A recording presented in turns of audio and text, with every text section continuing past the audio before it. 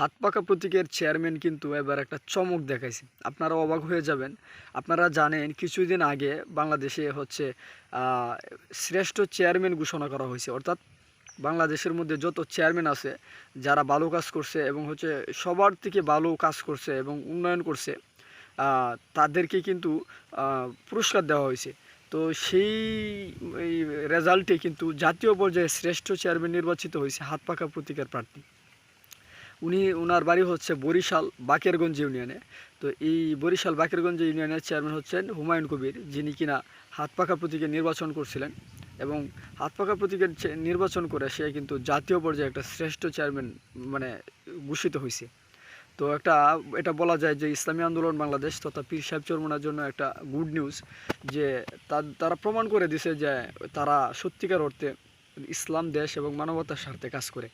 অল্প সংখ্যক প্রার্থী কিন্তু মানে হাত পাকা প্রতীকে নির্বাচিত হয়েছে ডজন কানেকের মতো।